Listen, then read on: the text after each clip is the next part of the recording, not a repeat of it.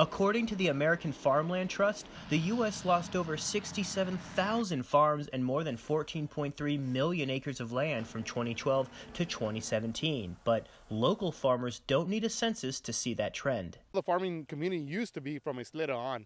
That all used to be different cotton fields. It's moving further and further out, and it's shrinking. So it's a little bit of both. The census shows Texas as one of the nation's biggest pecan growers, with El Paso as the state's second largest contributor, while New Mexico is also a top 3 state for pecan production. Pecan orchards and cotton fields dominate 2 main areas, the Clint-Fabens, Tornillo, and Socorro corridor to the southeast, and across the Mesilla Valley heading out towards New Mexico. But the amount of farmland in those areas has shrunk over the last 2 decades, mostly due to development, according to the Water Improvement District. It says the county had 70,000 acres of irrigated farmland back in 1916 and is down to around half of that today. The data also shows that the average El Paso farm has become 32% smaller since 2012.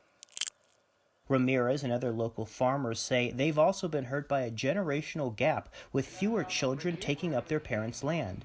Armando Flores is a man trying to fill that void. This is probably the most hands-on that a student can get in a high school setting. I mean, there's no classroom. This is their classroom.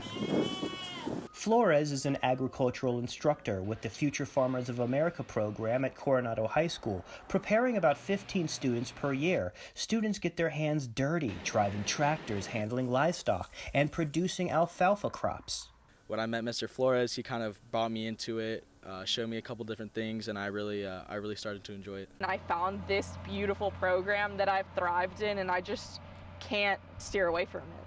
The reality of the situation is that there's a lot riding on the shoulders of these young future farmers. The age of the average American farmer is 60, if not older, and many of them are already looking ahead to retirement. This 36-acre student-worked alfalfa farm is going to serve as a crucial training ground to future food producers. Each farmer is responsible for feeding 200 people. Those numbers are just crazy. That disparity, Flores says, is what keeps him up at night. I've got a 3-month-old baby girl at home, and I feel every single day I think about it, what's next? Who's going to be next? If we're not feeding the world, who is? It may not be a crisis in my lifetime, but it's coming, whether you like it or not. A crisis and a challenge communities must meet by building strong roots. Michael Gordon, ABC 7.